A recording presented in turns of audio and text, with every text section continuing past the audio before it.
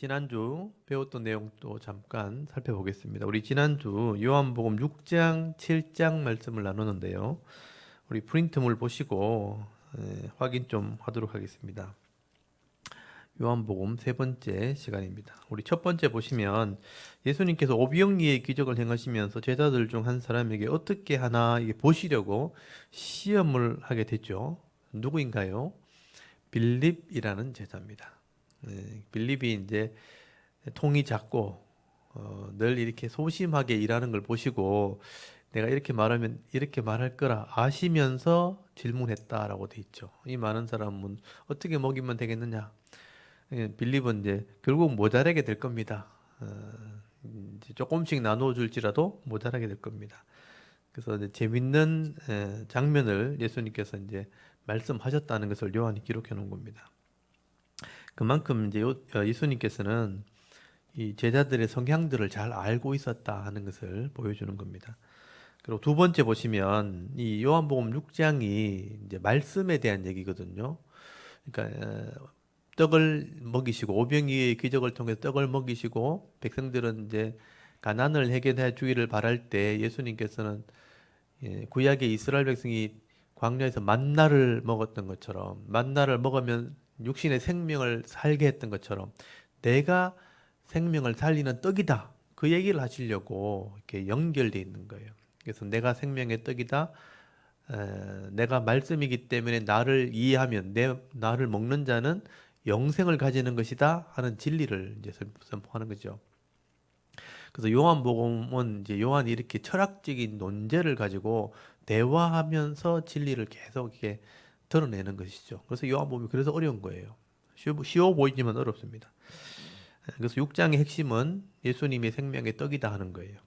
자, 2번에 보시면요. 오병이의 기적을 체험한 사람들은 예수님이 참으로 세상에 오실 그 선지자라고 하면서 예수님을 무엇을 삼으려고 했다라고 말씀하나요? 임금을 삼으려고 했다. 그러니까 눈에 보이는 이제 이 빵의 문제, 떡의 문제를 해결했다는 것은 오늘 요즘식으로 얘기하면 가난의 문제, 물질의 문제를 해결했다는 의미가 되는 거예요. 아, 우리 예수님이 대통령 되면 우리 경제적으로는 잘 살게 되겠다. 이렇게 생각했다는 거예요. 로마의 지배 아래에 있었던 이스라엘 백성들 입장에서는 그런 지도자가 필요했던 거죠. 그래서 이제 정치적인 메시아라 그래요. 정치적으로 예수님이 왕이 되었으면 좋겠다. 임금이 되었으면 좋겠다라고 생각을 했다는 겁니다. 근데 예수님께서 바라시는 예수님의 왕의 모습은 물질 문제를 해결해 주는 게 아니고 영혼의 문제를 해결해 주는 그 왕, 그러니까 메시아였다는 것을 예수님 말씀하시는 거죠. 그러니까 생각이 달랐다는 거예요.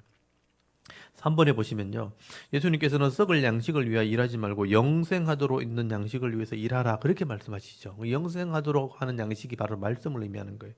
이때 사람들은 우리가 어떻게 해야 하나님 일을 하는 겁니까? 라고 질문할 때 예수님께서는 어떻게 하는 것이 하나님 일이라고 말씀하나요? 하나님 보내신 일을 믿는 거다 그랬죠. 예수님을 알고 믿고 이해하고 깨닫고 순종하는 거다. 그러니까 예수님이 말씀 자체를 상징한다면 예수님이 생명의 떡이다, 말씀이다라고 말씀했다면 그 말씀을 네가 이해하는 거다, 받아 먹는 거다, 아니면 말씀으로 깨달아 사는 거다. 그게 하나님의 일이다. 하나님이 계획한 거다. 그런 의미입니다. 그러니까 예수님을 온전히 알고 하나님의 계획을 따라서 믿는 것, 그게 사실 구원을 의미하는 것이죠. 하나님이 이런 썩지 않는 양식을 먹는 건데 그게 예수님 자신 말씀을 의미하는 겁니다. 그래서 이제 깊이 생각을 해보셔야 돼요. 네 번째 문제 보시면 예수님께서 내가 하늘에서 내려온 것은 내 뜻을 행하는 것이 아니라 하나님의 뜻을 행하는 것이라고 말씀하시면서 내 아버지 뜻은 아들을 보고 믿는 자마다 무엇을 얻은 영생이죠. 영생을 얻는 이것이니 마지막 날에 내가 이를 다시 어떻게 한다? 다시 살린다 하는 표현을 계속하게 돼요. 마지막 날에는 내가 다시 살린다. 내가 다시 살린다는 표현이 원어 그대로 하면 일으킨다라고 돼 있거든요. 일으킨다는 것이 부활을 의미하는 겁니다. 내가 그들을 영원히 사는 몸으로 변화시킬 거다. 이 부활이라는 개념도 영원히 사는 몸으로 변화되는 거예요. 세상의 종말이 마지막 날이 종말이잖아요. 그때는 이제 이 세상은 끝나고 새로운 영원히 사는 시대로 바뀌기 때문에 마지막 때 영생 얻는 몸으로 변화되게 할 거다. 그 얘기를 하는 겁니다. 그래서 내가 이 땅에 온 것은 내 뜻을 이루는 게 아니고 아버지의 뜻이다. 아버지의 뜻은 영생을 얻게 하고 마지막 때 영원히 살게 하는 거다. 이렇게 설명하는 겁니다. 그 다음에 5번에 보시면요. 요한복음 6장에 나오는 예수님의 자기 계시, 신적인 표현, 이걸 에고 에이미라 그래요. 헬라어 표현대로 하면 에고 에이미의 첫 번째 표현은 무엇인가요? 내가 생명의 떡이다. 나는 무엇이다 라는 표현인데 내가 생명을 주는 떡이다. 그래서 생명의 떡이라는 표현을 하게 되죠. 이런 표현이 앞으로 6번 더 나옵니다. 다시 에고 에임이라는 표현은 예수님이 자주 하시는데 나는 어떤 명제를 놓고 이다라고 표현한 것 중에 하나가 첫 번째가 생명의 떡이라는 거예요. 다음에 나오는 게 나는 세상의 빛이다 이런 표현이 나와요. 그 다음에 나는 선한 목자다 이런 표현이 나옵니다. 양의 문이다 이런 표현이 나오거든요. 그런 것들이 나올 때마다 제가 지적을 할게요. 이게 첫 번째 표현입니다. 그다음에 6번 요한은 성찬식을 기록하기보다 성찬식의 의미를 기록하게 됩니다. 인자의 살과 피를 먹고 마시는 자는 무엇을 가졌다라고 설명을 하나요? 이게 성찬의 의미를 풀어서 설명한 거죠. 마태복음이나 누가복음에는 떡과 잔을 먹게 하시면서 이게 언약식이다. 그리고 이게 새 언약이다. 또 죄사함을 얻게 하는 언약의 피다. 이런 표현을 썼잖아요. 근데 요한은 이것을 먹고 마시게 되면 영생을 얻게 되는 거다. 이렇게 설명하는 거예요. 성찬식에 참여하는 것은 결국 하나님 말씀을 깨달아 믿고 순종하는 것을 의미하거든요. 그래서 이 믿음이란 것에 깨닫는 게 있고 행하는 게 있는데 그 전체를 믿음이죠. 보통 우리는 말씀을 믿는다 할 때 깨닫는 과정이 있어야 되고 깨달았으면 행하는 과정도 있어야 되는 거죠. 맞죠? 근데 요 믿는다 요것만 있으면 안 되는 거죠. 깨닫는 과정과 깨달았으면 행하는 과정까지 전체를 다 믿음이라고 보는 거죠. 그래서 이제 이런 하나님 말씀을 내가 깨달아도 순종할 때 영생을 얻는 거다. 그래서 이 떡을 먹고 잔을 마시는 것, 이 말씀을 그냥 먹고 그냥 참여했는 것, 이것만 가지고 영생 얻는다고 얘기하면 안 되죠. 하나님 말씀을 깨달아지고 알게 되어서 행하는 것까지 있는 그 사람이 하나님 백성이고 그 사람은 영생을 얻게 되는 거다. 그렇게 설명하는 겁니다. 그래서 성찬식의 의미는 단순히 이제 떡을 먹고 이제 포도주를 마시는 그런 식을 말하는 게 아니고 하나님의 언약을 믿고 사는 삶을 얘기하는 거예요. 그게 있어야지만 그런 삶이 있는 자만 성찬 예식에 제대로 참여하는 그런 의미가 있는 것입니다. 그 다음에 7번에 보시면 예수님께서 나를 믿는 자는 성경의 이름과 같이 성경이 말하는 것 같이 그 배에서 그러니까 내 속에서 마음 속에서 배가 이제 속이란 뜻이거든요. 내 마음 속 깊은 곳에서 생수 살아있는 물이 살리는 물이 강같이 흘러나온다라고 말씀을 하게 되죠. 근데 이 생수 살리는 물은 무엇을 의미한다고 설명하나요? 뒤에 보면 이게 성령을 가르쳐 말하는 것이라고 되어 있어요. 그래서 성령은 인격이거든요. 하나님의 인격이 내 속에 들어와서 내 인격 속에서 하나님 말씀을 계속 깨닫게 하는 거죠. 깨닫게 하니까 내가 전혀 알지 못했던 것들이 계속 샘솟듯이 올라온다는 뜻이에요. 그러니까 나는 이런 지식이 없고 이런 경험도 없고 아무 그게 없어요. 죄밖에 없는 거죠. 내 인간적인 욕심과 이 죄, 내 어떤 계획 이거밖에 없는데 말씀이 돌아가지고 성령이 그 말씀을 막 깨우쳐 주는 순간에 하나님의 뜻이 무엇인지를 하나님의 생각이 무엇인지를 하나님이 원하는 것이 무엇인지를 내 속에서 계속 샘솟듯이 이제 알게 하는 거예요. 그래서 샘솟듯이 이 성령께서 나의 마음 속에서 그것을 강같이 일으킬 때 그 하나님의 뜻을 따라 살아가는 삶이 돼버린 거죠. 내 근본 모습은 죄인의 모습인데 하나님이 성령을 통해서 깨닫게 하는 그 삶, 생각을 따라 막 살아가게 되면 죄성을 이기는 모습으로 살아가는 삶이 되는 거죠. 그게 내 속에서부터 일어난다. 그게 내 배라는 것은 내 인격 깊은 곳, 내 생각, 내 마음 이런 뜻이에요. 그래서 성령은 내 마음 속에서부터 나를 이끌어가는 그런 힘을 말하는 건데 그냥 단순히 감각적으로 몸이 떨린다, 뭐 방언이 혀가 떨려서 방언이 나온다, 뭐 넘어진다, 자빠진다, 뭐 웃음이 나온다, 행복해진다, 기쁨이 있다 이런 게 성령이 아닌 거예요. 그거는 겉으로 드러난 하나의 감각적인 요소밖에 안 되는 거예요. 이걸 성령이라고 착각해 버리면 막 찬양한다고 뭐 은혜 받았다 그러고 뭐 예배에 참여했더니 뜨거웠다 그러고 뭐 이런 표현을 쓰는 거죠. 이런 표현들은 성령하고 아무 관계 없는 거 개인적인 느낌이죠, 느낌. 나의 어떤 개인적인 주관적인 느낌이 뿐이지 그게 성령이 아니에요. 근데 그런 사람들이 막 군중으로 모여가지고 막 집회를 하고 많은 사람들이 똑같은 얘기를 하니까 와 이게 은혜인가 보다 성령인가 보다 이렇게 착각하시는데 성경이 말하는 성령은 그게 아닙니다. 인격이 하나님의 인격이 내 속에 들어와서 하나님 말씀을 내 속에서부터 깨닫게 해서 내 마음이 그 말씀을 따라 행하게 되는 삶을 성령이라고 그러는 거예요. 그런 성령이 있어야지만 인생이 변하는 거지. 그냥 한번 뜨거웠다, 뭐 좋았다 이것으로 내 생각과 죄성이 바뀌는 게 아닙니다. 착각하시면 안 돼요. 그래서 그걸 막 큰 교회 가서 막 뜨거웠다, 뭐 은혜 받았다 그러면서 그걸로 자기를 포장해 버리면 그걸로 내 신앙생활 다 해버리는 거예요.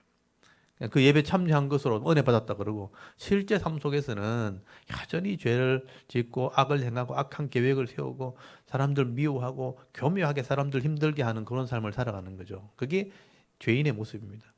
그래서 성령을 잘못 이해해 버리면요, 우리 삶이 굉장히 이중적으로 외식적으로 변해 버립니다. 겉으로는 종교생활을 굉장히 뜨겁게 아름답게 하는데 속으로는 굉장히 비열한 인간으로 살아가는 그게 기독교인의 모습이 돼 버리는 거죠. 지금 이단 지금 교주들이 나와가지고 막 교회를 어지럽히는 게 다 그런 모습들이에요.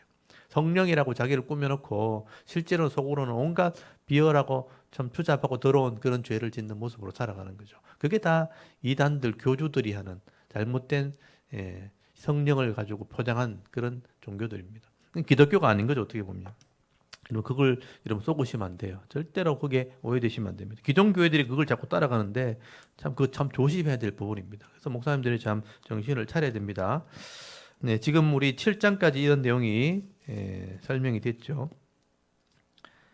그 다음에 이제 족보를 빨리 정리하고 오늘 8장을 좀 나누겠습니다. 우리 족보 아담의 10대 손, 요거는 이제 믿음을 가진 사람들이 10명이 기록돼 있으니까 이걸 우리가 기억을 해야 되겠죠. 아담의 10대 손, 아담에서 노아까지 아담, 셋, 에노스, 게난, 마할랄렐, 야렛, 에녹, 무두셀라, 라멕, 노아. 홍수 심판이 있고 난 뒤에 죄악이 관영해서 다 심판받고 난 뒤에 다 없어졌죠. 그리고 셈, 함, 야벳 중에 새로운 시작이 시작되는 겁니다. 그래서 셈을 통해서 10대 손이 나오죠. 아브라함까지 나옵니다. 그래서 셈, 아르박삿, 셀라, 에벨, 벨렉, 르, 스룽, 나울, 데라, 아브라함. 그래서 아브라함이 하나님과 하나님 나라 세울 것을 언약을 하게 됩니다. 그래서 그 언약이 다윗 때 이루어지는 거예요. 그래서 솔로몬 때 번창하게 됩니다. 그게 이스라엘 역사로 이어지죠. 그래서 아브라함이 이스라엘의 조상이 첫 사람이죠. 아브라함, 이삭, 야곱의 12아들이 이스라엘 나라가 됩니다. 그래서 출애굽하죠. 그 중에 예수님 족보에 들어간 사람이 유다죠. 유다, 베레스, 헤스론, 람, 아미나답, 나손, 살몬, 보아스, 오벳, 이세, 다윗이 나와서 실제로 왕이 됩니다. 그래서 이 출애굽부터 사무엘상까지 역사 가운데 이런 사람들이 나오게 되는 거죠. 그리고 이 다윗 때 하나님과 언약을 하게 되고 하나님 나라가 다윗의 나라가 되는 거죠. 그리고 솔로몬이 전도와 선교를 하는데 여기서 이제 이방인을 전도했으면 되는데 이방의 신을 섬기는 바람에 이스라엘이 우상을 섬겨서 나라가 둘로 나눠지게 됩니다. 징벌이 임하게 되죠. 그런데 이 북쪽 이스라엘이 열지파를 가지게 되는데 그게 우상을 따라갔다가 물질을 가지고 타락한 나라가 된 거죠. 그게 이스라엘의 모델입니다. 불순종의 모델. 그래서 여로보암부터 호세아까지. 그래서 다 심판을 받게 됩니다. 그래서 여로보암, 나답, 금송아지 섬겨서 심판받죠. 그래서 바하사, 엘라, 금송아지 섬겨서 심판받죠. 시므리 또 심판받고, 오므리 우상을 섬기죠. 아합이 우상을 섬기다가 그 아들도 다 죽고 심판받습니다. 그래서 아시야, 요람, 예후에게 심판받죠. 또 예후가 잘했지만 밑에 4명의 아들이 타락하죠. 아하스, 요아스, 여로보암, 스가랴 다 우상 때문에 또 심판받습니다. 살룸이 또 반역했지만 또 심판받고, 므나헴은 브가히아를 낳았는데 베가가 또 이 므나헴을 브가히아를 죽이고 그 다음에 호세아가 베가를 죽여서 심판받죠. 그래서 호세아는 아수르에서 심판받고 혼혈 족속이 됩니다. 그래서 북쪽은 그렇게 망했다는 것을 말씀하고 있고요. 남쪽은 솔로몬 아들 르호보암, 부족하긴 하지만 믿음을 이어받죠. 르호보암, 그다음에 아비암, 예, 또 타락하지만 아하사 때 개혁을 합니다. 근데 아하사도 온전히 이루지 못했죠. 근데 여호사밧이 이어받았는데 또 이루지 못해요. 그래서 아합의 딸이 들어와서 네 명의 왕을 타락시키는 혼란을 겪게 됩니다. 그래서 여호사밧 밑에 네 명을 기억하셔야 돼요. 그래서 요람, 아하시야, 요아스, 아마샤까지 다 타락합니다. 그래서 비참하게 죽고 우시야가 새로운 시작이죠. 이제 후반전이죠. 요까지 전반전. 우시야가 새롭게 개혁을 해서 잘 했는데 번창했는데 문둥병 걸려 교만하게 죽어요. 그다음에 요담, 아하스, 히스기야 때 마지막 네 번째 개혁합니다. 근데 15년 더 사는 바람에 타락하고 므낫세가 사실은 마지막 왕이나 마찬가지예요. 악함으로 심판받고 그다음에 아몬, 요시야 때 일군을 키우고 요아하스 애굽에 잡혀가 죽고 요야김 바벨론 1차 포로, 요야긴 2차 포로, 시드기야 3차 포로에서 망합니다. 그래서 1차를 이제 이스라엘이 끝난 거죠. 그리고 바벨론 포로 잡혀가서 새로운 시작이 시작되는 거예요. 70년 포로 후에 잡혀간 왕들부터 예수님까지 마지막 예수님 오실 때까지 혼란을 겪게 됩니다. 요거냐, 요야긴이 잡혀갔죠. 요야긴, 스알디엘, 수룹바벨 때 돌아와서 성전을 짓고 짓밟히게 됩니다. 타락하게 되어서 그래서 이제 아비훗, 엘리, 아김, 아소르, 사독, 아킴, 그다음에 엘리훗, 엘라살, mat단, 야곱, 요셉, 예수님이 태어나죠. 그래서 이제 주위에 있는 바벨론, 헬라, 로마의 지배를 받게 된 뒤에 나중에 갈급할 때 예수님을 찾을 때 예수님 오셔서 하나님 나라를 다시 설명하게 됩니다. 그래서 예수님께서 하나님 나라를 완성하시는데 대신 죽으시고 부활하심으로 완성하신 거예요.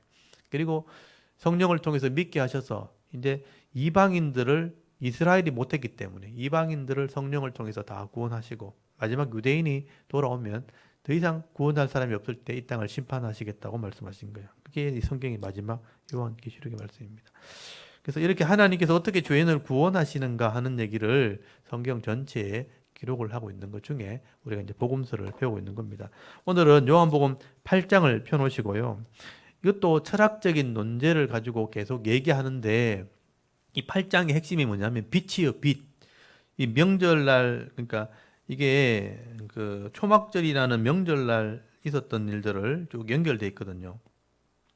그래서 7장에 그 명절이 되어서 예수님 예루살렘 갔잖아요. 예루살렘에서 있었던 일들을 쭉 얘기하는 겁니다. 그래서 이런 8절에 보시면요. 8장 1절에 보시면 예수님이 감람산으로 갔다고 돼 있죠. 그러니까 예수님께서 예루살렘에 갔을 때마다 그게 당국자들이라고 돼 있는데 이 정치인들, 바리새인들 이런 사람들이 예수님을 계속 이렇게 시험하는 거예요. 올무에 걸려고. 그래서 오늘 8장에 넘어가면 이 바리새인들이 또 한 번 예수님을 시험하는 장면이 나옵니다. 여기 8장 1절에 감람산으로 갔다고 돼 있고 2절에 보면 또 성전으로 아침이 되면 성전으로 와서 또 말씀을 가르치신다고 돼 있어요. 그리고 8장 2절에 보면 서기관, 바리새인들, 여기 정치인들이죠. 종교 지도자들이면서 그 당시 정치인들입니다. 이 사람들이요, 엄행 중에 잡힌 여자를 하나 끌고 와요. 그래서 그 가운데 세워놓고 재판을 하는 겁니다. 4절에 예수께 말하되 선생님이여, 이 여자가 간음하다 현장에 잡혔나이다. 모세는 율법에 이러한 여자를 돌로 치라고 하였거니와 선생은 어떻게 말하겠나이까? 예수님을 시험하는 거죠.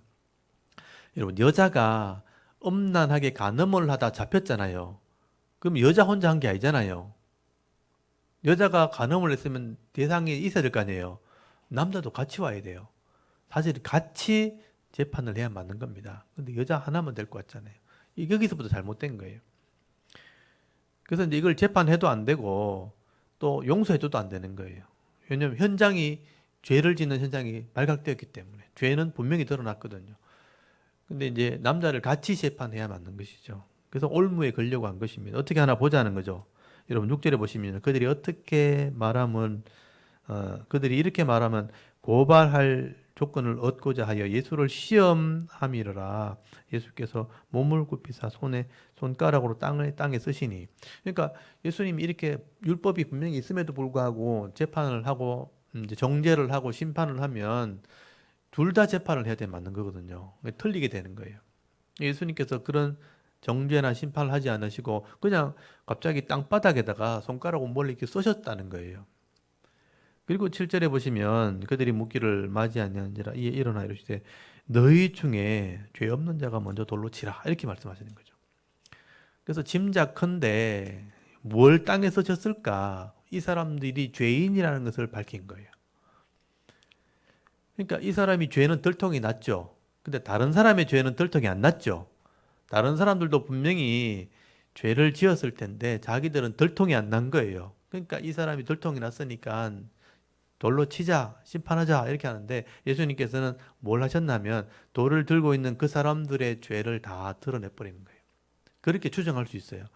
쉽게 말하면 사람의 이름을 쓰고 그 뒤에 죄명을 다 쓴 거죠. 누구누구 살인, 누구누구 음행, 누구누구 또 뭐 도둑질, 누구누구 뭐 강도 뭐 이렇게 다 쓴 거예요. 자기 이름을 딱 본 사람들은 알죠. 어떻게 알았지? 이렇게 된 거죠. 그래서 너희 중에 혹시 죄 없는 자가 있다면 정죄하라. 돌로 쳐라. 그리고 이제 8절에 다시 몸을 굽혀서 또 손가락을 못 쓰시는 거죠. 다른 사람 이름을 다 썼겠죠, 또. 다른 사람 이름 다 쓰고 이름 제명을 썼다면, 만약에 이렇게 했다면 아무도 자기 이름과 그 죄를 아는 사람이라면 감히 돌을 던지지 못합니다. 9절에 그들이 이 말을 듣고 양심의 가책을 느꼈다는 거예요. 왜 양심의 가책을 느꼈을까요? 예수님 그냥 손가락으로 뭘 쓰셨을 뿐인데 왜 양심의 가책을 느꼈을까요? 자기 죄가 지적된 겁니다. 양심의 가책을 느꼈다는 표현을 쓸 때는 자기가 잘못됐다는 것을 알았을 때 누구든지 양심의 가책을 느끼잖아요. 그걸 드러내셨다는 거예요. 그래서 이제 어른에서부터 젊은 자까지 감히 돌을 던지지 못하고 돌을 놓고 하나씩 돌아가기 시작합니다. 못하는 거예요. 다 돌아가게 될 때 예수님께서 이 죄인 여자에게도 하는 말이에요. 나도 너를 정죄하지 않겠다는 거예요. 그렇지만 다만 다시는, 여기 다시는이라고 되어 있지만 11절 중간에 이제부터, 원래는 이런 뜻이에요. 이제부터 죄를 짓지 마라.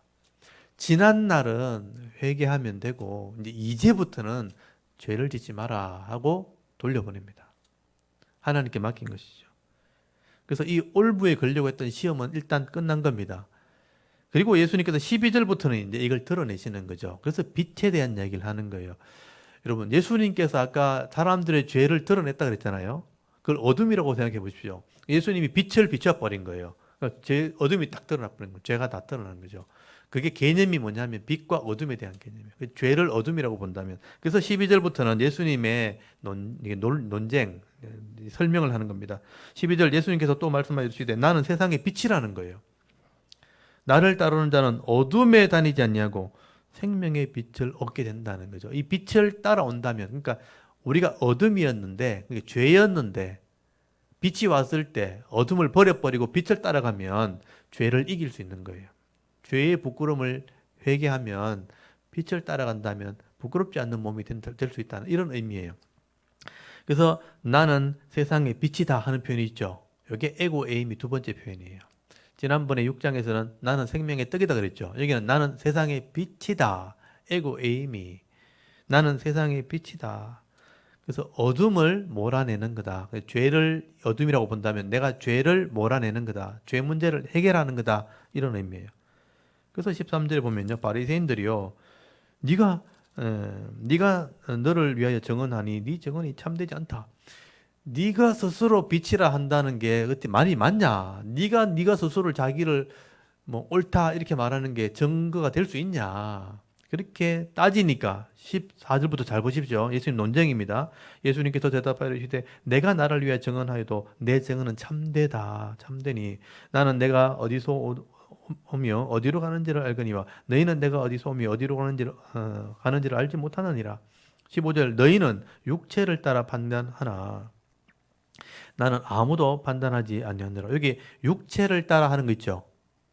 그러니까 이게 번역을 이렇게 해놓으면 조금 어려울 수 있는데 세상의 가치대로 육신의 모습대로 겉으로 보이는 대로 너희들은 겉으로 보이는데도 세상의 가치관을 따라 판단하지 나는 너희처럼 그렇게 하지 않는다. 여기 아무도 판단하지 않는다 앞에 나는 이런 세상의 가치관대로 판단하는 것이 아니다. 나는 그 속에 있는 것까지 다 보고 판단한다. 이런 뉘앙스로 말하는 거예요. 그래서 16절 보시면요. 만일 내가 판단하여도 내 판단이 참되니 내 판단이 예수님 판단이 옳다고 말할 수 있는 것은 이는 내가 혼자 있는 것이 아니요 나를 보내신 이가 나와 함께 계심이라. 그러니까 내 혼자 정언하는 게 아니고 나를 보내신 이가 있다는 거예요. 여기서 하나님과 자기를 분리하죠. 그래서 여기서 이제 삼일체론이 나오게 된 거예요. 나를 보내신 이가 있다는 거죠. 그게 하나님이고 여기는 아버지라고 표현되어 있어요. 아버지와 아들은 같은 개념이거든요. 하나라는 개념이거든요. 유대인들의 머릿속에서는요, 아버지와 아들은 같은 개념이에요. 그래서 아버지가 있고 나를 보냈기 때문에 아버지가 나를 정언하면 둘이 정언하는 거잖아요. 그래서 율법을 인용하신 거죠. 17절에 율법에도 두 사람의 증언이 참되다 기록되었던 것처럼 기록되었으니 내가 나를 위해 증언하는 자가 되고 나를 보내신 아버지도 나를 위해 증언한다. 그래서 내가 내 스스로 증언하는 게 아니고 아버지가 나를 증언한다. 그러니까 아버지라고 지금 설명된 부분을 조금 우리가 쉽게 이해한다면 아버지가 기록하신 말씀, 그러면 구약 성경이 되겠죠. 구약의 말씀이 나를 증언하고 있다.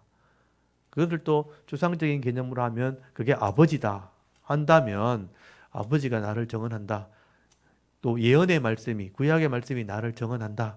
나 혼자 증언하는 게 스스로 나를 증언하는 게 아니다. 나는 증언하는 자가 있다는 거죠. 19절에 이에 그들이 묻되 그럼 네 아버지가 어디 있느냐? 지금 예수님이 아버지가 자기를 증언한다 하니까 아버지 어디 있느냐 하니까 예수께서 대답하시되 너희는 나를 알지 못하고 내 아버지도 알지 못하는도다. 나를 알았더라면 내 아버지도 알았으리라. 내가 말해도 못 알아듣기 때문에 말할 필요도 없다. 그래서 20절에 이 말씀은 성전에서 가르치실 때에 헌금함 앞에서 하셨으나 잡는 사람이 없으니 이는 그의 때가 아직 이르지 아니하였음이러라. 그래서 예수님께서 빛이란 개념을 가지고 어둠을 드러내는 일을 하러 왔다고 얘기했고, 그래서 네가 네 스스로 정언하면 되냐? 이 정언하는 것 때문에 아버지의 개념을 설명하는 거예요. 근데 핵심은 그거예요. 내가 빛이라는 거예요. 죄를 드러내는 거다. 그래서 21절부터는 그 문제를 다루게 됩니다. 21절부터 이제 빛이 죄를 드러내듯이 이 죄 문제를 해결하면 자유를 누리게 되는 거다. 21절 보십시오. 다시 이르시되, 다시 이른다는 것은 앞에 것을 다시 설명한다는 뜻이에요. 내가 가리니 너희가 나를 찾다가 너희 죄 가운데 죽겠고 내가 가는 곳에는 너희가 오지 못하리라. 나는 간다. 하늘나라 간다는 거죠. 근데 너희는 죄 가운데 죽겠다. 이 죄라는 표현을 썼죠. 죄로 죽게 될 것이다. 죄 문제 해결 안 하면 너희는 죄 때문에 다 죽을 수밖에 없다. 22절 유대인들이 가로되 그가 말하기를 내가 가는 곳에 내가 오지 못하리라 하니 그가 자결하려는가? 그러니까 너희들은 죄로 죽고 나는 간다 하니까 이 사람이 인간적으로 생각할 때 어디를 간단 말인가? 자기 가는 길을 우리가 못 간다는 거 스스로 죽으러 가나? 이런 의미로 받아들인 거죠. 그 다음에 23절에 예수께서 이르시되 너희는 아래에 있고 나는 위에 났으니 예수님이 이런 말씀 하시니까 못 알아듣는 거예요. 위에서 났다. 그게 이 철학적인 사상이거든요. 내가 위에서 왔고 너희들은 아래에 있다. 그렇게 말씀하시죠. 너희는 아래에 있고 나는 위에서 났으니 너희는 이 세상에 속하 있고 나는 이 세상에 속하지 아니하였느니라. 이런 말이 그 당시에는 사람들이 잘 이해를 못하는 말인 거예요. 24절 그러므로 내가 너희에게 말하기를 너희가 너희 죄 가운데 죽으리라 하였노라. 내가 만일 내가 그인 줄 믿지 아니하면 너희는 너희 죄 가운데 죽으리라. 여기 24절이 굉장히 중요한 말씀인데요. 내가 너희에게 말하기를 너희가 죄 가운데 죽으리라 하였노라. 여기 죄라는 표현을 썼죠. 이거는 이제 우리가 인식할 수 있잖아요. 다 죄인인 거 맞잖아요. 죄 가운데 죽게 되었는데 내가 만일 내가 그인 줄 믿지 아니하면 이게 그인 줄 하는 거 있잖아요. 이게 에고에임이라는 표현이거든요. 구약의 표현이라면 하나님 자신을 볼 때 나는 스스로 있는 자라 이런 표현 썼잖아요. 똑같은 표현이에요. 내가 그이다. 내가 신이다. 내가 하나님이다. 이런 표현인데 내가 하나님인 줄을 믿었다면 너희는 믿지 아니하면 너희는 죄 가운데 죽으리라. 내가 메시아라는 것을 믿지 않으면 너희는 그 죄로 죽을 수밖에 없다. 이거는 신앙을 얘기한 건데 그 당시 사람은 못 알아들었습니다. 우리는 이걸 좀 짐작할 수 있죠. 25절에 그들이 말하되 네가 누구냐? 예수께서 이르시되 나는 처음부터 너에게 말하였노라. 그러니까 이 사람들이 들을 때 내가 그인 줄 이제 메시아인 줄 믿지 않으면 너희는 죄 가운데 죽는다 하니까 그럼 너 누구냐? 이렇게 물은 거예요. 너 뭔데? 너 누군데? 하니까 처음부터 말하여 온 자라. 여기 처음이란 말이 아르케라는 말이거든요. 요한복음 1장 1절에 태초에 하나님이 말씀이 계신다 이런 말이죠. 태초가 아르케란 말이거든요. 이게 똑같은 말이에요. 내가 처음부터 말했다는 말은 태초부터 말했다 이렇게 이해할 수 있는 말이에요. 내가 처음부터 나를 누군지 말했지 않느냐 이렇게도 이해할 수 있지만 내가 태초부터 말해왔던 자란 말은 내가 메시아라는 뜻이에요. 하나님이라는 뜻입니다. 이 사람들은 이해를 못했다는 거죠. 그렇지만 내가 처음부터 말해왔다. 그리고 26절에 내가 너에게 대하여 말하고 판단할 것이 많으나 나를 보내신 이가 참되심으로 내가 그들에게 들은 그에게 들은 그것을 세상에 말하노라. 하나님이 주시는 말씀을 내가 말한다는 거죠. 27절에 그들은 아버지를 가르쳐 말하신 줄을 깨닫지 못하더라. 그러니까 하나님 얘기도 못 알아들었다는 얘기죠. 28절 이 예수께서 이르시되 너희가 인자를 든 후에 것은 십자가 사건 뒤에죠. 인자를 든 후에 내가 그인 줄을 알고 아까 내가 그인 것을 할 때 내가 메시아인 것을 알고 예수님이 십자가에서 죽으신 후에야 예수님이 그인 줄, 메시아인 줄 알고 또 내가 스스로 아무것도 하지 아니하고 오직 아버지께서 가르치신 대로 이런 것을 말하는 줄을 알리라. 그 당시에는 이걸 못 알아들었다는 얘기예요. 나중에는 알게 되겠지만 29절 나를 보내신 이 하나님이죠. 나를 보내신 이가 나와 함께 하시도다. 나는 항상 그가 기뻐하는 일을 행함으로 나를 혼자 두지 아니하셨느니라. 이 말씀을 하시면 많은 사람들이 믿었더라. 여기 줄을 쳐놓으시고 여기 믿었다는 사람들은 이제 믿음 있는 어떤 백성들을 말하는 거예요. 그 당시 유대 지도자들은 믿지 못했지만 이 말을 들은 많은 사람들은 이해를 한 사람도 있었다는 겁니다. 그래서 31절에 그런 믿음 있는 사람들에게 하는 말이죠. 그러므로 예수께서 자기를 믿는 유대인들에게 이르시되 그러니까 이 말을 믿고 있는 메시아, 예수님 메시아라는 것을 믿고 있는 사람들에게 이런 말했어요. 너희가 내 말에 거하면 참으로 내 제자가 되고 여기 내 말에 거하면 하는 표현이 있죠. 거한다는 게 뭐냐면요. 말씀이 내 속에 있다. 그래서 말씀과 함께 살아간다 이런 의미예요.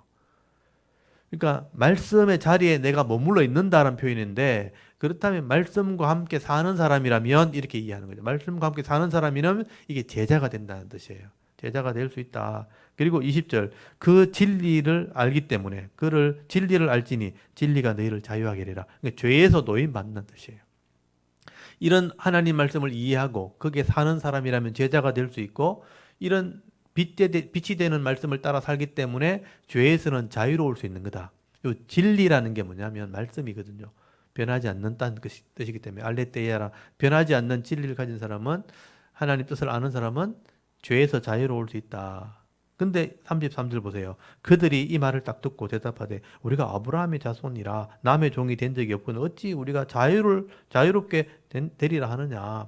그러니까 진리를 알면 자유롭게 된다. 예수님 죄에서 자유롭게 된다는 표현인데 이 사람들은 우리가 종이 아닌데 무슨 자유롭게 된다는 얘기냐 하니까 34절에 예수께서 대답하시되 진실로 진실로 너희에게 이르노니 죄를 범하는 자는 죄의 종이라. 이 죄의 종을 얘기하잖아요.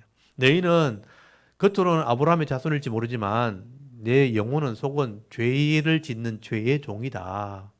죄의 종이다. 핵심이 그거죠. 아까 진리가 자유케 한다는 건 뭐냐면 죄에서부터 자유로워진다는 의미죠. 죄의 종에서 자유로운다. 그래서 35절에 종은 영원히 집에 거하지 못하되 아들은 영원히 거하나니. 죄의 종이면 아버지 집에는 거하지 못하죠. 근데 아버지의 아들이면 아버지 집에 갈 수 있죠. 그 얘기죠. 그래서 36절에 그러므로 아들이 너희를 자유롭게 하면 너희가 참으로 자유로우리라. 나도 너희가 아브라함의 자손인 줄 아노라. 그러나 내 말이 너희 안에 있을 곳이 없으므로 나를 죽이려 하는도다. 너희들이 아브라함의 아들이라고 하지만 여전히 죄의 종인 게 뭐냐면 내가 하나님의 아들인데 나를 죽이려고 하잖아요. 그럼 아브라함의 아들이 아닌 거죠. 아브라함의 아들이면 나를 죽이면 안 되죠. 아들인데 같이 아버지 집에 가야 되는 건데. 그래서 38절에 나는 아버지에게서 본 것을 말하고 너희는 아버지에게 들은 것을 행하느니라. 대답하여되 우리 아버지는 아브라함이라. 이 사람들이 계속 주장하는 게 뭐냐면 육신으로 우리는 아브라함의 자손이라는 거죠. 그렇다 아브라함이 우리 아버지라 하니까 예수께서 이르시되 너희가 아브라함의 자손이면 아브라함이 행한 일들을 할 것이거늘 지금 하나님께 들은 진리를 너에게 말하는 사람인 나를 죽이려 하는도다. 아브라함은 이렇게 하지 아니하느니라. 네가 아브라함의 아들이라고 자꾸 우기는데 그러면 내가 누군지 알아봤어야지. 예수님이 하나님의 아들이고 메시아인데 너희들이 나를 죽이려 하는 것은 아브라함이라면 그렇게 안 했을 거다. 나를 알아봤을 거다. 그리고 나를 믿었을 거다. 근데 너희는 나를 믿지 않고 죽이려고 하니까 아브라함의 아들은 아닌 거다. 이렇게 얘기한 거죠.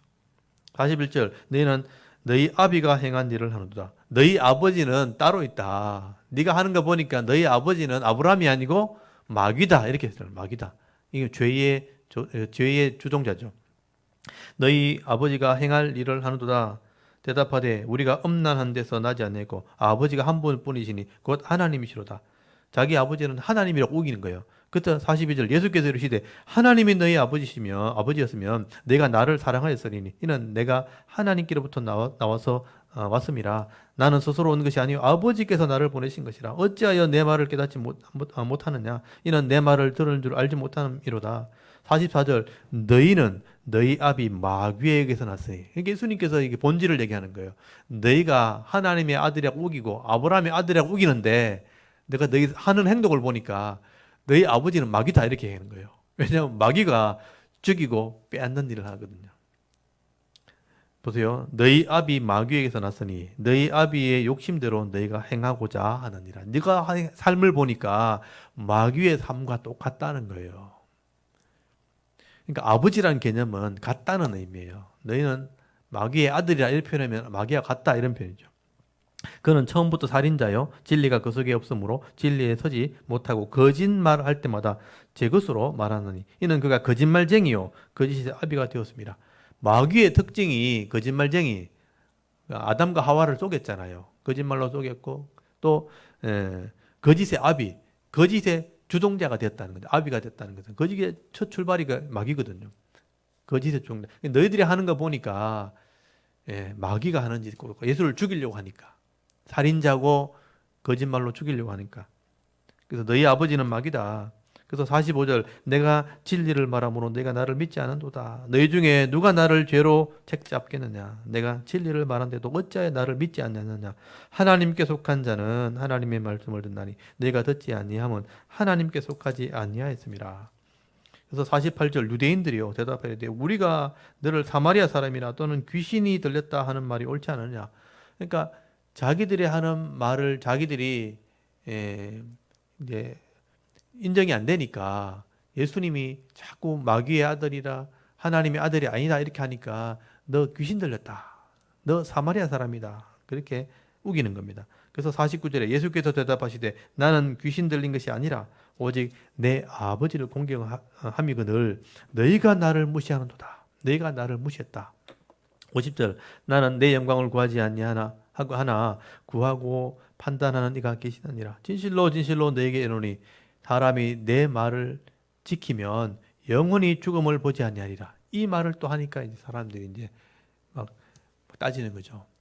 내 말을 지키면 이 예수님 말씀하신 내가 메시아라는 말, 또 빛이 비침으로 죄 문제가 해결되면 자유를 누린다. 이 말을 믿고 지키면 죽음을 보지 않는다. 이런 죽음을 보지 않는다는 말을 하게 되니까 사람이 더 헷갈리는 거예요. 52절에 유대인들이 이르되 지금 네가 귀신 들인 줄 아노라. 아브라함과 선지자도 죽었거늘 네 말은 사람이 내 말을 지키면 영원히 죽음을 맛보지 아니하리라 하니 너는 이미 죽은 우리 조상 아브라함보다 크냐. 또 선지자들도 죽었거늘 너는 너를 누구로 아느냐. 그러니까 안 죽는다 하니까 그런 게 어딨냐. 선지자도 죽었고 아브라함도 다 죽었는데 너 왜 죽음을 안 본다. 죽지 않는다 그렇게 말하느냐. 54절에 예수께서 대답하시되 내가 내게 영광을 돌리면 내 영광이 아무것도 아니거니와 내게 영광을 돌리시는 이는 내 아버지시니 곧 너희가 너희 하나님이라 칭하는 것이라. 너희는 그를 알지 못하되 나는 아노니 만일 내가 알지 못한다 하면 나도 너희같이 거짓말쟁이가 되리라. 나는 그를 알고 또 그의 말씀을 지키노라. 그러니까 내가 지금 이렇게 말하는 것은 하나님을 알기 때문에 이렇게 하는 것이다.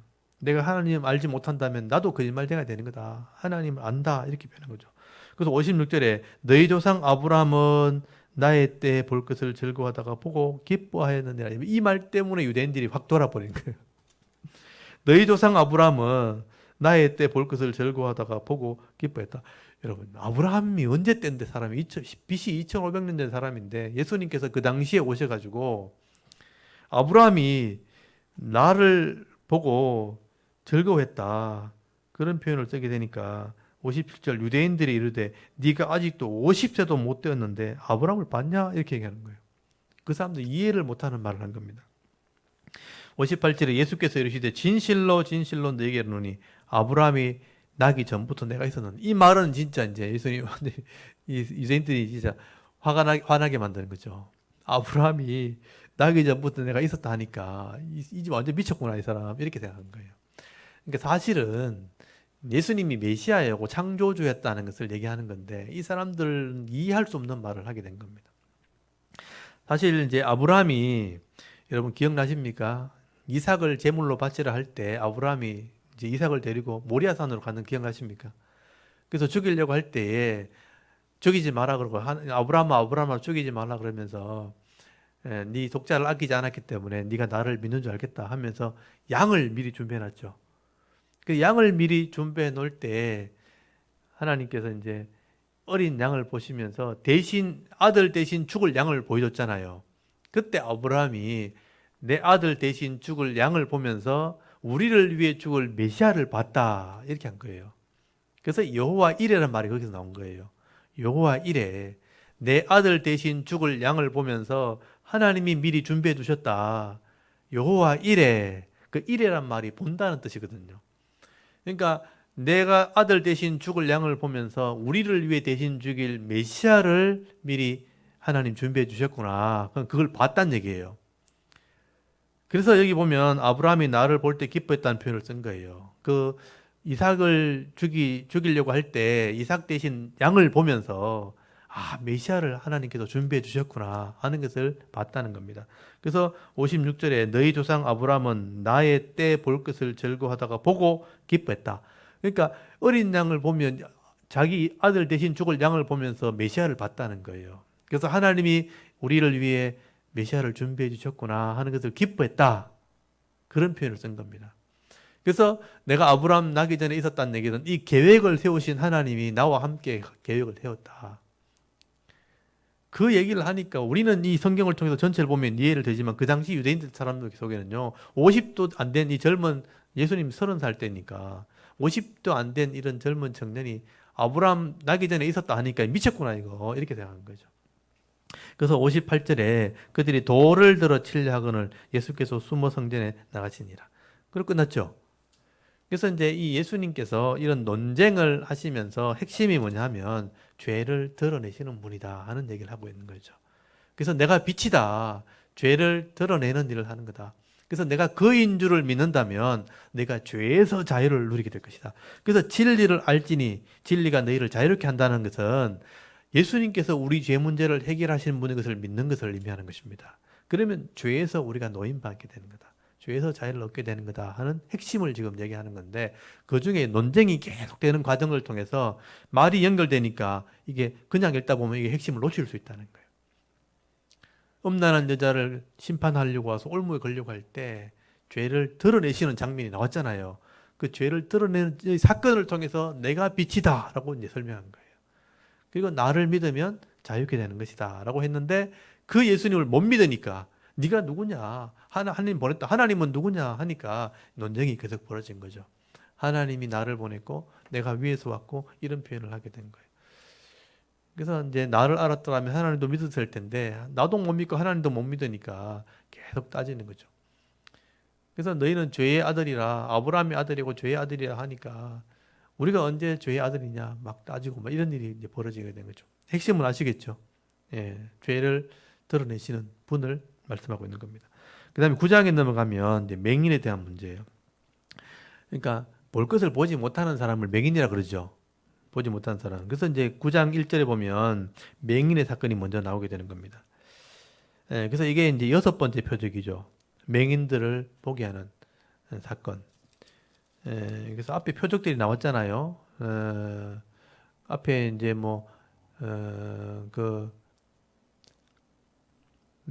오병이의 표적도 나왔고, 물 위를 걸으시는 표적도 나왔고, 종의 그 왕의 신하의 아들의 병을 말씀으로 고치는 표적도 나왔고, 여러 표적이 나왔죠. 그 표적 중에 하나가 이제 9장 1절에 나오는 날 때부터 맹인 된 사람을 보게 하는 표적. 이게 6번째 표적이에요. 표적으로 치면 6번째 표적입니다. 그래서 9장 1절에 보면 예수님께서 집에 그 길을 가실 때에 날 때부터 맹인 된 사람이 이렇게 보이니까 제자들이 묻습니다. 라비어, 이 사람이 맹인이 된 것이 누구 죄 때문입니까? 저 사람의 죄인입니까? 죄 때문입니까? 아버지의 죄, 그 부모의 죄 때문입니까? 질문하게 될 때 3절 보면 예수께서 대답하시되 이 사람이나 그 부모의 죄로 인함이 아니라 그에게서 하나님이 하시는 일을 나타내고자 합니다. 여러분, 이렇게 맹인이 된 사람이나 아니면 장애를 가진 사람이나 아니면 사고를 당했다든지 자기가 당한 일 있잖아요. 그건 누구의 죄 때문에 그렇게 된 게 아니라는 거예요. 날 때부터 그래 된 거. 주로 이거는 날 때부터 이래 된 거는 하나님이 하시는 일을 드러내려고 그렇게 하는 거다. 여러분, 장애를 가진 사람이 우리가 볼 때는 아무것도 못하는 것 같죠. 근데 그 나름대로 자기는 그 하나님의 은혜를 누리고 있는 거예요. 우리처럼 못한다는 것 때문에 우리가 사람을 비난하고 무시하고 그래서 그렇지, 사실은 그 속에서는 하나님이 하시는 일들이 드러나게 되어 있습니다. 그래서 이제 외국의 사례를 보면 양팔이 없고 다리가 없고 이런 사람들이요, 우리보다 더 나은 일을 하는 사람이 있어요. 그러니까 완전히 못 듣는 사람, 말 못하는 사람인 것 같은데 알고 보면 그 사람이 하나님이 하시는 일을 막 드러내는 사람이 있단 말이에요. 그래서 누구 죄 때문에 이렇게 되어지는 게 아니고 하나님이 영광을 드러내시려고, 하나님이 어떤 일을 하시는지를 알게 하려고 때로는 그런 사람들이 있을 수 있다 하는 얘기를 하게 되는 겁니다. 그러면서 그걸 보지 못하는 사람이 있다는 거예요. 보십시오. 4절에 보시면요, 때가 아직 낮임에 나를 보내신 이의 일을 우리가 하여야 하리라. 밤이 오리니 그때 아무도 일할 수 없느니라. 내가 세상에 있는 동안에는 세상의 빛이로다. 이 말씀을 하시고 땅에 침을 뱉어 진흙을 이겨 그의 눈을 바르시고 이렇게 실로암 못가에서 씻으라 하시니. 그래서 예수님께서요, 이게 특별한 행동이거든요. 여기 이제 보통 우리가 맹인을 낫게 하실 때 예수님께서 만지시면서 보게 하신다든지 아니 말씀으로 낫게 하실 수 있죠. 근데 여기는 흙을 가지고 이겼단 말이에요. 흙을, 진흙을 가지고서 침을 뱉어서 이기면서 눈에 막 바르시면서 그리고 또 실로암까지 가서 씻고 오라 그렇게 말씀하셨단 말이에요. 그래서 이 사람이 그걸 순종을 하게 됩니다. 그래서 실로암 목에 가서 씻으니까, 실로암은 번역하면 보냄을 받은 자라, 하나님께 보냄 받은 자가 눈을 씻고 돌아오니까 진짜 밝은 눈으로 돌아오게 돼요. 실로암 그 샘은 예루살렘 산에서 한참 밑으로 남쪽으로 내려가면 그 기본 샘에서부터 이렇게 굴을 뚫어 가지고, 히스기야 때 굴을 뚫어 가지고, 원래 성 밖에 샘이 있는데 돌산이니까 물이 없잖아요. 그래서 성 밖에 샘에서부터 수평으로 굴을 뚫어 가지고 이제 예루살렘 성벽 안으로 굴을 뚫어요. 그리고 성벽 그 안으로 굴을 뚫은 곳에서 위에서부터 직선으로 또 구멍을 뚫어 가지고 물을 만나면 그래서 물을 길어 올 수 있잖아요. 그래서 성 안에서는 그래서 이제 그 굴을 뚫어 가서 그 샘에 가서 물을 길었는데 그게 이제 제일 낮은 쪽에 있는 실로암이라는 못입니다. 지금도 이게 여전히 남아 있거든요. 거기 지금도 물이 흐르고 있고 물이 남아 있습니다. 그 실로암 못에 가서 씻고 돌아오니까 눈이 깨끗하게 된 거죠. 그래서 이웃 사람들이 보니까 이제 멀쩡해서 다시 눈 뜨고 돌아오니까 맹인이었고 돈을 구걸하는 사람이었거든요. 저 사람이 그 사람 같은데, 맹인인 것 같은데 맞나? 막 헷갈리고 얘기하는 중에 있는 거죠. 근데 알고 보니까 진짜 그 맹인이었던 거예요. 날 때부터 맹인인 사람이 눈을 뜨게 된 겁니다. 그래서 11절에 보면 대답하되 예수라 하는 그 사람이 진흙을 이겨 내 눈에 바르고 나더러 실로암 가서 씻으라 하기에 가서 씻었더니 보게 됐다. 이 사람이 그 맹인이었나? 어떻게 보게 됐지? 물으니까 예수라는 사람이 진흙으로 내 눈을 바르더니 실로암 가서 씻으라 했다는 거예요. 그래서 씻었더니 눈이 맑아졌다, 밝아졌다. 12절에 그들이 이르되 그가 어디 있느냐? 이럴 때 알지 못하느라. 어디 안 볼 때 했으니까 어디 갔는지 모르죠. 씻고 오니까 이제 눈이 맑아졌으니까. 13절에 보면 그들이 전에 맹인이었던 사람을 데리고 바리새인들에게 갔더라. 예수께서 진흙을 이겨 눈을 뜨게 하신 날은 안식일. 여기 이제 안식일인 게 문제인 거죠. 그래서 이 사람들이요, 맹인이 눈을 뜨고 돌아왔을 때 바리새인들에게 데려가서 고발을 한 겁니다. 안식일 날 일했다. 여러분, 안식일에 흙을 이겼잖아요. 흙을 이겨가지고 눈에 바르고 실로암까지 걸어가서 그걸 씻고 왔잖아요. 그게 일했다는 거예요. 일했다. 여러분, 평생 날 때부터 맹인이었던 사람이 이 어둠에서 해방되어서 고침을 받았으면 축하해 줘야 되잖아요. 근데 축하는 안 해주고 안식일 날 왜 일했냐는 거예요. 그래서 15절에 그러므로 바리새인들도 그가 어떻게 보게 되었는지를 물으니 이르되 그 사람이 진흙을 내 눈에 바르며 내가 씻고 보리라 하니 바리새인 중에 어떤 사람은 말하되 이 사람이 안식일을 지키지 아니하니 하나님께로부터 온 자가 아니라 하며 어떤 사람은 말하되 죄인으로서 어떻게 이러한 표적을 행하겠느냐 하여 그들 중에 분쟁이 있었다. 어떤 사람은 어떻게 맹인이 시설을 한다고 눈을 뜰 수 있냐? 이건 보통 일이 아니다. 이거는 분명히 하나님의 사람인 거다. 하나님이 기적을 일으킨 거다. 이렇게 주장한 사람도 있었고, 그리고 안식일도 안 지키는 사람이 무슨 하나님의 사람이냐? 안식일 날 이렇게 일을 해가지고 진흙을 일으켜가지고 얼굴에 바르고 그걸 씻게 했다는 것은 안식일을 안 지킨 거다. 그거는 안식일을 안 지켰다는 개념은 하나님의 사람이 아닌 거다. 이렇게 논쟁이 벌어졌다는 거예요. 그래서 17절에 보면 이 맹인된 사람을 부른 거죠. 재판석에 세워놓고 네가 왜 보게 됐느냐, 그렇게 질문하게 된 거죠. 그래서 18절에 보면 유대인들이 그가 맹인으로 있다가 보게 된 것을 믿지 않냐고 부모를 불렀어요. 그러니까 맹인이 어떻게 눈을 뜰 수 있냐? 그거는 상식적으로 있을 수 없다. 그러니까 인간적인 상식으로 볼 때, 재판관이 볼 때 어떻게 맹인이 눈을 찌는다고 깨끗하게 될 수 있나? 안식일 날 일했다는 것은 그 범죄다. 종교에 대한 범죄를 한 것이다. 그래서 진짜 당신이 맹인인지 확인하려면 부모님이 있어야 된다. 부모 데리고 와라. 소환을 시킨 거예요. 그래서 여기 보면 19절에 이는 너희 말에 맹인으로 났다 하는 너희 아들이냐? 그러면 지금 어떻게 보느냐? 부모를 소환해가지고 이 사람 진짜 맹인이냐고 물어본 거예요. 그러니까 부모 입장에서는 맹인이 확실하죠. 자기가 낳았으니까. 날 때부터 맹인이었거든요. 날 때부터 맹인이었고 진짜 맹인이었다. 근데 어떻게 보게 되었느냐? 그건 나도 모른다. 이 사람은 성년이고 장년이 되었으니까 어른이 되었으니까 그 사람한테 물어봐라. 21절 보면요. 그러나 지금 어떻게 보는지는 누가 그 눈을 뜨게 했는지는 우리는 알지 못하나니 그에게 물어보소서. 그가 장성하였으니 자기 일을 말하리다. 이 부모 입장에서는 맹인인 것은 확인시켜 줄 수 있다는 거예요. 왜냐하면 내가 낳았으니. 근데 눈을 뜨게 한 것은 어떻게 했는지 모른다. 본인한테 물어봐라. 그래서 거기 보면 22절 끝에 보시면요. 이 부모가 예수님이 그랬다는 것을 알지만 그걸 들키면 같이 벌을 받을까 봐 두려워서 그렇게 지혜롭게 얘기한 거예요. 그래서 그냥 맹인이 눈 뜬 걸 확실하니까 아들한테 물어봐라. 그래서 또 다시 맹인을 부른 거죠. 24절에. 그들이 또 맹인을 불러가지고 어떻게 맹인인 거 확인했으니까 그럼 어떻게 눈을 뜨게 했고 누가 너를 눈을 뜨게 했느냐. 그러니까 안식일을 일시키는 게 누구냐. 이렇게 물은 거죠. 그러니까 이 사람이 모른다 그렇게 얘기합니다. 27절에 보시면 대답하되 내가 이미 일러서도 듣지 아니하고 어째 다시 듣고자 하나이까 당신도 그의 제자가 되려 하나이까 그들이 욕하여 이르되 너는 그의 제자이나 우리는 모세의 제자라 하나님이 모세에게 말씀하신 줄 우리가 알거니와 이 사람은 어디서 왔는지 알지 못하노라 그 사람이 대답하여 이르되 이상하다 이 사람이 내 눈을 뜨게 하였으니 당신들은 그가 어디서 왔는지 알지 못하노라. 그러니까 이 사람이 맹인 되었다 눈 뜬 사람이 예수가 그랬다는 것을 지금 얘기하고 있거든요. 예수님이 나를 눈뜨게 했다. 근데 이제 이 사람이 그걸 인정하기 싫은 거죠, 유대인들이. 그래서 논쟁이 계속 벌어지는 겁니다. 그래서 이제 예수님이 눈뜨게 했는 것은 이제 확실히 알겠는데 이 사람이 어디서 그렇게 왔는지를 알지 못한다. 이상하다. 이 맹인이 이렇게 얘기하니까 거기 33절 보십시오. 이 사람이 하나님께로부터 오지 아니하였으면 아무 일도 할 수 없으리라. 이게 맹인이 주장하는 거예요. 눈뜨게 하는 일은 보통 사람이 할 수 있는 일이 아니잖아요. 지금도 아무나 그렇게 할 수 없잖아요. 그러니까 하나님이 보낸 사람 아니면 이건 불가능한 겁니다.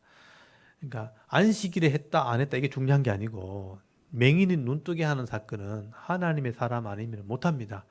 그러므로 예수님은 선지자들이 예언했던 그 메시아다는 얘기를 하고 있는 거예요. 그래서 이 사람이 하나님께로부터 오지 않았으면 아무 일도 할 수 없었으리라. 이 말은 하나님께로부터 왔다는 거예요. 그러니까 선지자의 예언에 보면 메시아가 오시면 눈먼 자, 보지 못한 자를 보게 한다 그랬거든요. 그러면 이 예수님은 그 예언대로 선지자가 맞는 거죠. 선지자가 말한 메시아가 맞는 거죠. 그래서 이 메시아다 이렇게 말을 하니까 34절에 그들이 대답하여 이르되 네가 온전히 죄 가운데 나서 우리를 가르치느냐 하고 이에 쫓아서 내보내니 할 말이 없으니까 맹인을 쫓아보낸 겁니다. 여기까지가 이제 맹인의 사건이에요. 여러분 날 때부터 맹인된 자를 예수님께서 일부러 고치신 거예요. 일하시면서 흙을 이겨가지고 안식일 날 문제를 만드신 거죠. 그래서 이제 이 사람이 눈을 뜨게 됐으니까 근데 중요한 건 안식일을 범했다는 것 때문에 논쟁이 벌어진 거잖아요. 안식일을 누가 범하게 만들었느냐?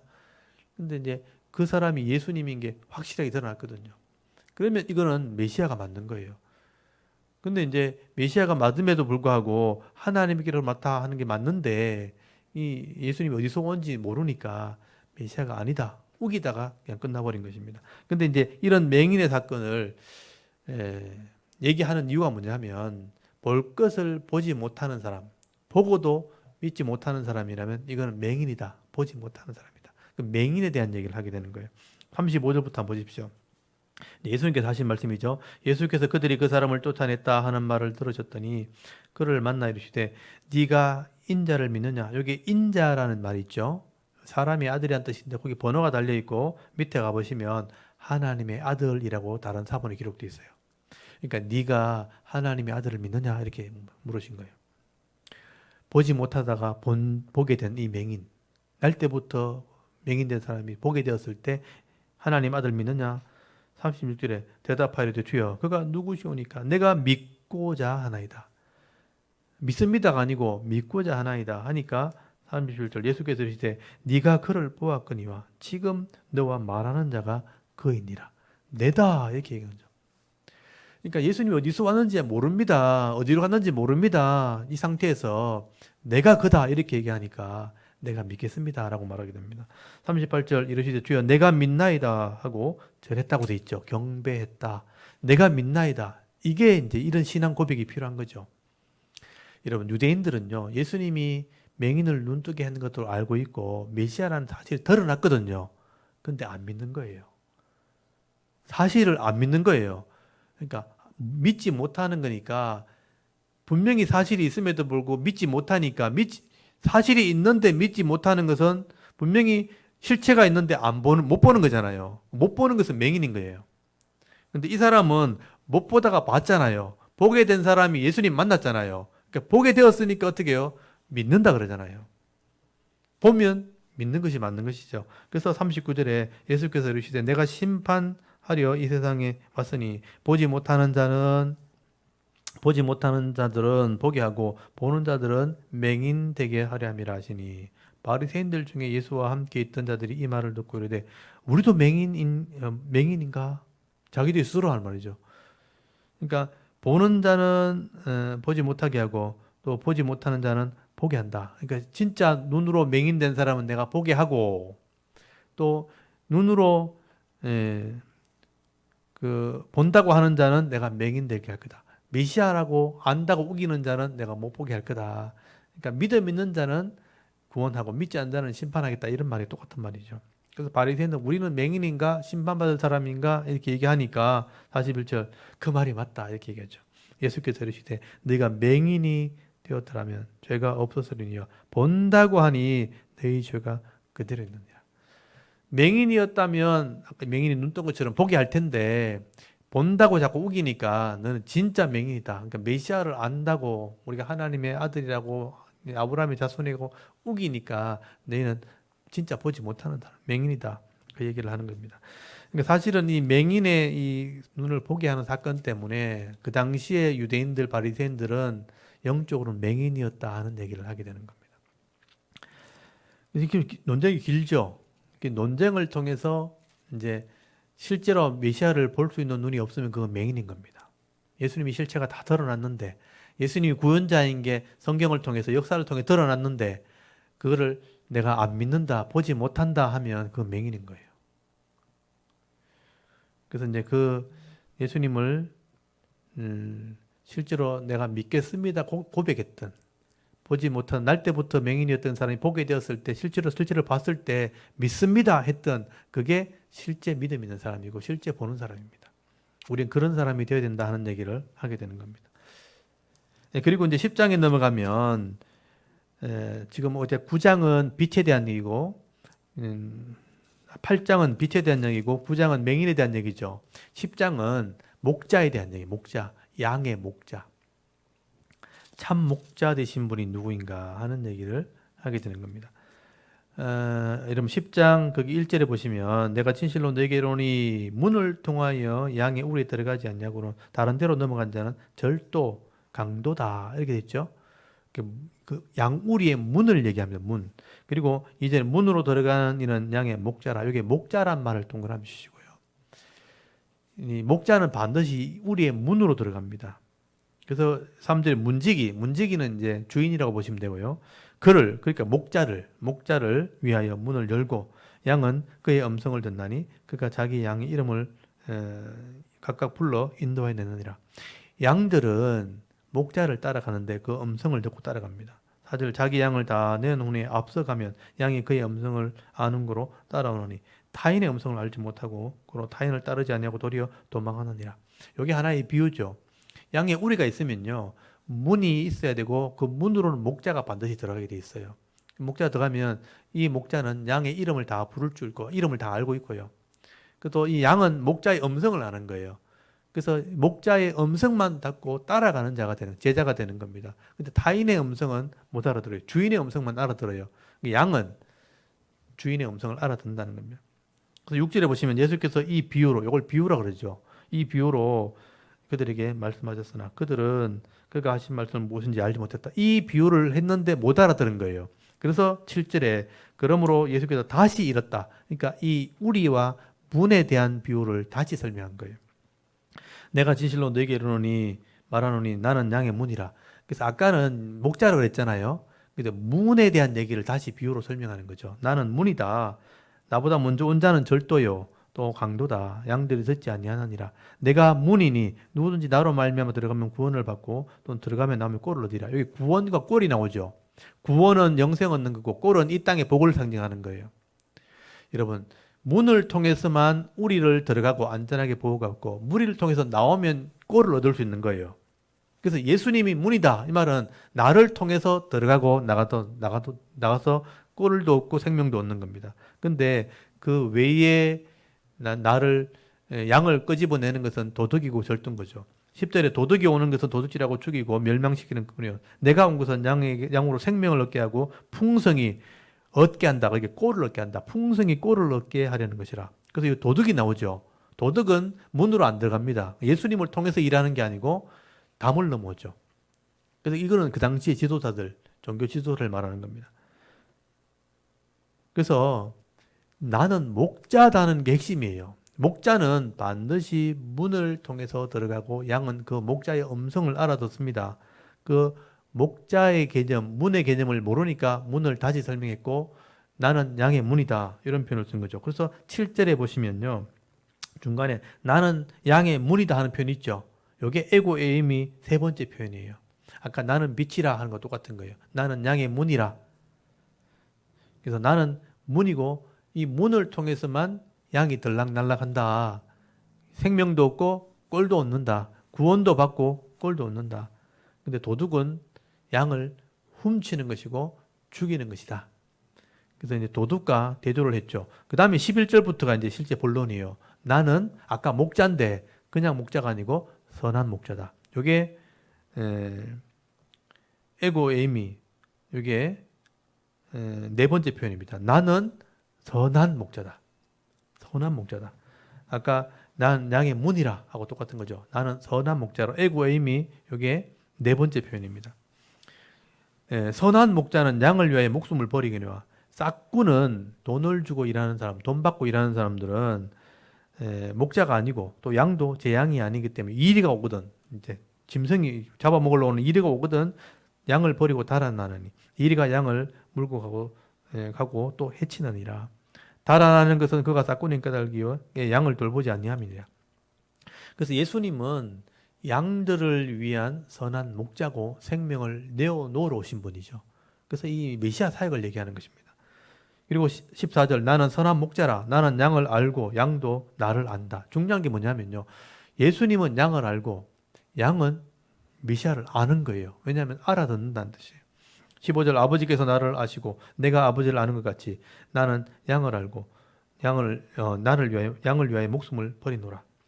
중요한 개념이 뭐냐면요. 아버지가 예수님과 함께 서로 아는 것 정도가 돼야 된다는 거죠. 아버지가 예수님과 함께 서로 아는 것처럼 양도 예수님을 알아야 된다. 말씀을 통해서 알아야 된다는 얘기죠. 그래서 그 양을 위해서 예수님이 목숨을 버리는 것입니다. 예수님 목숨 버리러 온 게 뭐냐? 메시아 사역이죠. 16절 보시면요. 또 이 우리에 들지 아니한 다른 양들이 내게 있어 내가 인도하여야 할 테니 그들도 내 음성을 듣고 한 무리가 되어 한 목자에게 있으리라. 여러분 16절에 보시면 우리에 들지 않는 다른 양들이 나오죠. 이건 이방인들이라고 보시면 돼요. 유대인들이 우리 안에 있는 사람들이에요. 그래서 이 우리 안에 있는 사람들이 양의 음성을 들어서 들고 나가서 복을 받죠. 구원을 받고 복을 받죠. 근데 우리에 들지 않는 이 양을 위해서 내가 목숨을 버린다는 것은 뭐냐면 이방인도 내가 다 구원한다는 겁니다. 17절 내가 목숨을 버리는 것은 그것을 내가 다시 얻기 위함이라. 여기 17절이 굉장히 중요한 거예요. 내가 양을 위해서 목숨을 버리는 건 십자가 사역을 말하죠. 근데 십자가 사역을 위해서 내가 목숨을 버리는 것은 그것을 내가 다시 얻기 위함이라. 이 목숨을 내가 다시 얻기 위함이라. 이건 뭐냐? 부활을 얘기하는 거예요. 내가 양을 위해서 목숨을 버리는 것은 죗값을 지불하는 거고 내가 이 목숨을 다시 얻는 것은 영생을 얻기 위해서 부활하는 것을 말하는 거죠. 얻기 위함이니 이로 말미암아 아버지께서 나를 사랑하시니라. 이것을 위해서 내가 하나님 사랑을 입었다는 거예요. 그래 8절 보십시오. 이를 내게서 빼앗을 자가 있는 것이 아니니. 그러니까 이를 뭐냐면 목숨을 버리는 것, 내 목숨을 위해서 내가 나를 목숨을 빼앗는 게 아니고 내가 스스로 버린다. 여러분 예수님께서 십자가에 죽으시는 것은요. 내가 스스로 목숨을 버리는 거예요. 스스로 죽는 거예요. 나는 버릴 권세도 있고 다시 얻을 권세도 있다. 나는 생명을 내놓을 권세도 있고 생명을 얻을 권세, 부활할 권세도 있는 거예요. 이게 중요한 겁니다. 이건 메시아만 할 수 있는 거예요. 나는 생명을 내어놓고 십자가에 죽을 권세도 있고 죄 없는 죽음이기 때문에 그리고 나는 생명을 얻을 권세도 있는 거죠. 부활하심으로 영생을 얻게 할 권세도 있는 거죠. 이게 권세, 엑소시아라고 돼 있어요. 이게 하나님의 계명이다. 이 계명은 내 아버지께 받았다. 이 계명 명령을 말해요. 이건 하나님께 받은 명령이다 라고 표현하고 이 메시아 사역을 말하죠. 19절 중요한 설명을 했죠. 내가 목자기 때문에 양을 위해 생명을 내놓으러 왔다. 그리고 부활하러 왔다. 이 얘기를 한 거예요. 근데 19절부터 유대인들이 분쟁을 합니다. 이 말로 말미암아 유대인들이 다시 분쟁이 일어났죠. 그중에 많은 사람들이 말하되 그가 귀신 들렸다. 이 말을 하는 것은 미친 거다. 귀신 들렸다. 귀신 들려 미쳤거늘 어찌하여 그 말을 듣냐 하며 어떤 사람 말하되 이 말은 귀신 들린 자의 말이 아니라 귀신이 맹인의 눈을 뜨게 할 수 있느냐. 아까 예수님이 맹인 눈 뜨게 했죠. 메시아인데 이 말을 믿어야지 이렇게 말한 거죠. 22절에 예수께서 예루살렘에서 수전들이 이러니 겨울이라. 이 수전들은 뭐냐면 성전을 깨끗하게 한 것을 기념하는 절기죠. 신구약 중간기 때 그 헬라의 그 지배를 받을 때 안티오코스 에피파네스가 돼지피를 뿌리면서 이제 제우스 제단을 세우고 성전을 드립한 적이 있거든요. 그때 이제 마타디아스와 그 후손들이 성전을 다시 되찾고 깨끗하게 한 사건이 있죠. 그게 수전절의 출발입니다. 성전을 정결케 했다는 거죠. 그래서 이 수전절에 23절에 보면 솔로몬의 행각에서 사람들이 모여 있는 겁니다. 24절 유대인들이 에워싸고 이르되 당신이 언제까지 우리의 마음을 의욕하게 하려니까 그리스도시면 밝히 말씀하소서. 그리스도 기름 부음 받은 자 메시아라면 그 증거를 한번 말해보라고. 25절에 예수께서 대답하시되 내가 너에게 말하시되 믿지 아니하는도다. 내가 아버지의 이름으로 행하는 일들이 나를 증언한 거다. 내가 아버지의 이름으로 행하는 게 뭐냐면 맹인을 보게 하는 거 있죠. 이런 표적을 보면 알 수 있다는 표현을 한 거예요. 26절 내가 내 양이 아니므로 믿지 아니한도다. 내 양은 내 음성을 들으며 나는 그들을 알며 그들은 나를 따르느니라. 아까 그 했던 말이죠. 양이라면 이 주인의 음성을 아는 것처럼 목자의 음성을 아는 것처럼 너희가 내 백성이라면 내 했던 말을 알아들었을 것이다.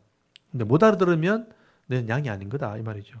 28절 내가 그들에게 영생을 주노니 영원히 멸망하지 아니할 것이요 또 그들을 내 손에서 빼앗을 자가 없느니라. 그들을 주신 내 아버지는 만물보다 크심에 아무도 아버지 손에서 빼앗을 수 없느니라. 나와 아버지는 하나이니라. 요 말이 이제 그 사람들 마음을 뒤집어 놓은 거예요.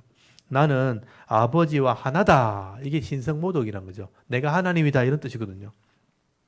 31절 유대인들이 다시 돌을 들어 치려 하거늘. 왜 돌을 들냐면 하나님과 동등되다고 말했기 때문에. 신성모독이다. 예수께서 대답하시되 내가 아버지로 말미암아 여러 가지 선한 일을 너희에게 보였거늘 그 중에 어떤 일로 나를 돌로 치라 하느냐. 유대인들이 대답하되 선한 일로 말미암아 우리가 너를 돌로 치려는 것이 아니라 신성모독 나오죠. 신성모독으로 인함이니 네가 사람이 되어 자칭 하나님이라 함이라. 내가 아버지와 동일하다 이렇게 말했으니까 네가 하나님과 동일하다고 말했다는 거예요. 그게 신성모독죄라는 거예요. 사람이 어떻게 하나님처럼 될 수 있냐 이 말이죠. 근데 34절 보세요. 예수께서 이르시되 너희 율법에 기록된 바 내가 너희를 신이라 하였노라. 여기 기억이라고 돼 있고 거기 보면 시편에 보면 하나님의 아들을 신이라 이런 표현한 게 있어요. 그러니까 하나님처럼 표현한 구절이 있다는 거예요. 근데 그것이 있는 것처럼 35절 성경은 피하지 못하나니 하나님 말씀을 받은 사람들은 신이라 하였거늘. 이게 이제 시편에 나오는 말씀이에요. 하물며 아버지께서 거룩하게 하사 세상에 보내신 자가 나는 하나님의 아들이라 하는 것으로 내가 어찌 신성모독이라 하느냐. 이건 하나님 말씀에 있는 건데 그걸 왜 신성모독이라 하느냐. 이렇게 반박한 거죠. 37절 만일 내가 아버지의 일을 행하지 아니하거든 나를 믿지 말려니와 내가 행하거든 나를 믿지 아니할지라도 그 일을 믿으라. 그래야면 내가 아버지께서 내 안에 계시고 내가 아버지 안에 있음을 깨달으리라. 내가 하나님의 일한 증거는 뭐냐면 하나님의 일을 하고 있는 걸 보면 알지 않느냐. 그게 표적입니다. 표적. 맹인을 보게 하는 사건, 38년 된 병자를 낫게 하는 사건, 되게 안식일에 다 했던 거잖아요. 이런 건 사람이 할 수 없잖아요.